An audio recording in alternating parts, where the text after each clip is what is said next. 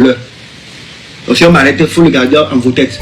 Qu'on a arrêté votre père parce que il dit la vérité. Les gens sont en train de voler l'argent du pays. Les rapports le montrent. On n'arrête personne. Votre papa est sorti pour dire non, il faut qu'on arrête d'arrêter les gens. Et M. Faure, Gnassingbé, a envoyé les gens venir l'arrêter. Si jamais on m'arrête, il faut savoir que c'est M. Faure qui a envoyé les gens venir m'arrêter. Et gardez-le dans vos têtes, ne l'oubliez pas. Sachez quel genre de personne il est. D'accord? On ne peut pas vivre dans un pays comme ça. On ne peut pas continuer à vivre dans un pays comme ça. Et il faut que chaque parent dise la réalité du pays aux enfants. Les enfants, c'est la relève du de demain. Les enfants doivent savoir ce qui se passe dans le pays. Les enfants doivent savoir ce qui se passe dans les pays, ils sont concernés. Quand ils tombent malades, ils vont dans les hôpitaux, ils voient. J'ai failli perdre une de mes filles, celle-ci, et Hannah, et son Hannah. C'est une de ma fille chérie. Salut, chères toutes et chers tous, Togolaises et Togolais, je vous espère en pleine forme dans le meilleur des mondes. Moi je vais comme Dieu le veut. Si vous avez souvenance, depuis un temps, et dans un passé récent, j'ai fait une série de vidéos dans lesquelles j'avais des propos injurieux et outragieux envers le président du Conseil des ministres, son Excellence Faure Gnassingbé. Suite à cela, le Togo étant un pays de droit, la justice s'est saisie de l'affaire et j'ai été interpellé. Lors de mon audition, les professionnels du domaine ont estimé que je traversais une période de dépression aggravée et ont suggéré que je sois transféré au centre psychiatrique de Zébé afin que les médecins puissent m'aider à me reprendre en main.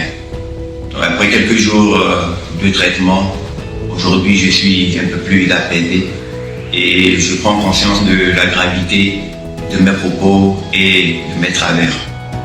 J'aimerais pouvoir saisir cette occasion pour demander pardon et présenter mes sincères excuses à Monsieur Faure, à son Excellence Faure Gnassingbé, président du Conseil. Quand j'ai vu mon fils,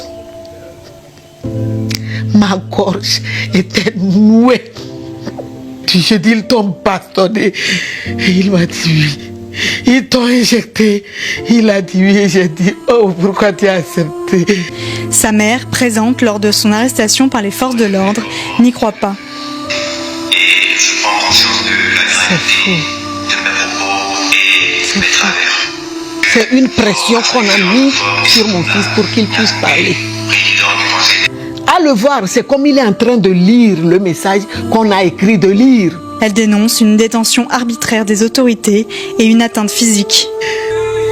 S'il est aujourd'hui plus suivi pour ses vidéos TikTok engagées que pour sa musique, Amron a su gagner le soutien de la communauté d'artistes dans le pays. Tous les artistes se sont réveillés parce qu'ils se sont vus aussi. Parce que ce qu'Amron disait, il le ressentait mais il ne pouvait pas le dire. Mais le fait d'avoir touché Amron, ça a réveillé le tigre en tout un chacun des artistes. Pour ce défenseur des droits humains, l'arrestation d'Amron n'est pas surprenante. C'est une pure violation des droits de l'homme. Les règles en matière d'interpellation ne sont pas respectées. Et ça a été le cas pour toute la centaine de prisonniers politiques que nous avons aujourd'hui dans les lieux, dans les prisons. Par rapport à la critique, je crois que, je l'ai dit tantôt, c'est une exaspération générale. C'est tout le peuple togolais qui est mécontent de la malgouvernance dans notre pays. De leur côté, les autorités togolaises n'ont jamais commenté officiellement l'arrestation d'Amron. Sollicitées par TV5 Monde, elles ont mentionné une affaire familiale d'ordre privé. Bonjour la famille. Mon nom est Tchala Mali Morel, la fille d'Amron. Je suis ici actuellement pour vous demander votre aide, vous le peuple qui suivez mon fils, mon père. Actuellement, il y a un cas grave qui s'est produit hier à 21h15. On a arrêté mon père. Oui, tout le monde en parle. Saccager nos choses, oui, tout ça, tout ça. Mais il y a quelque chose qui se passe encore de plus grave.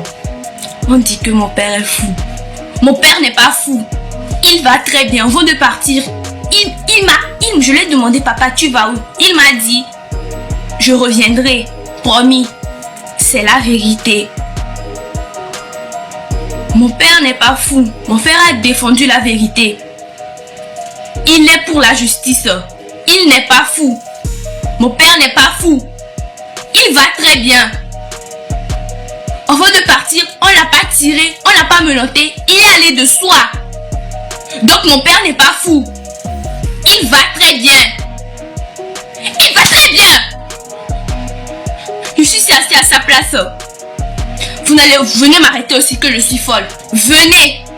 Moi, ma mère, ma grand-mère, mon grand-père, nous sommes tous ici pour sauver